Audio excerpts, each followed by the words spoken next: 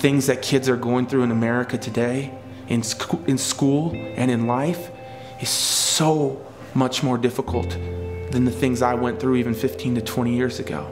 I don't remember school shootings. I don't remember suicides. Teenage bullying and teasing is an epidemic in this country, and the death rate is climbing. There have been high-profile cases in every corner of the country.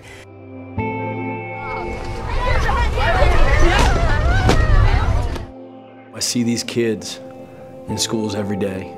So many of them are from broken homes with divorce. So many of them are from homes where they go home and see drug abuse. They see alcoholism. And for them, their lives are filled with hate and anger and fear. I really wanted to kill myself because I was so miserable.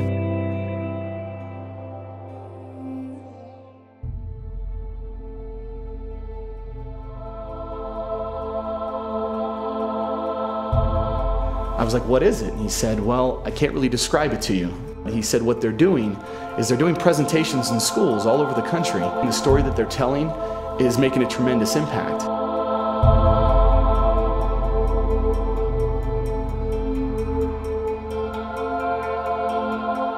I had heard so many things about it from people across the country about how this program was solving so many problems in our schools. Our administrative team came back and just said, we've got to have this program.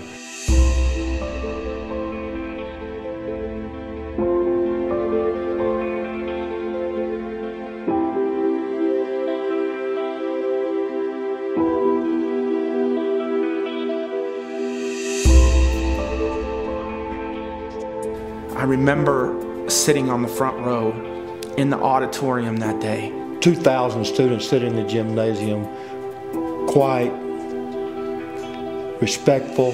Big, small, it didn't matter. Their reaction was the same. Some of the toughest guys I know were impacted by Rachel's challenge in a very positive way. You know, you could feel it that, you know, like, man, this was, you know, pretty much hitting everybody on the heart. Everything around me changed. It changed the way I live my everyday life, the way I look at little things. Those students used to have issues with each other. Now they're high-fiving each other. Things are changing. You see kids who put walls up and that comes down, and you get to see the real person. And I think that was really important for all the kids to see. And they start looking around and they start seeing other kids, really seeing them for the first time and understanding that they're just like me. I'm not alone in this world. And I meet kids that on the day we showed up, they were thinking about pulling the plug. They were done. They were hopeless. I had everything planned out, and I actually had a rope and pills in my bedroom waiting for me when I got home. It didn't matter what the reason was, but they were hopeless. They needed something, and Rachel was that something. And I read this letter from a 10-year-old girl saying the exact details of how she wanted to take her life. I'm amazed because at the end, she says, Rachel, you saved my life.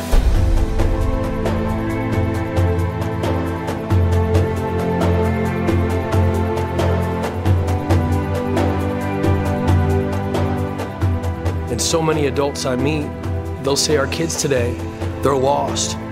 You know, they don't have respect. They need to have more rules. And they keep telling kids what they can't do. I see kids that are dying to have someone say, here's what you can do. Here's how you can make a difference in the world. Here's your value. We can't ostracize people. It's not like we're not going on a witch hunt for bullies. This whole issue is not about ending bullying, because if you end bullying, that's not enough. It doesn't help that kid who's walking around the hallways with no friends, who's thinking about taking their life. The problem is these kids feeling accepted, wanted, loved, appreciated. Our kids today are dying to know they're not alone.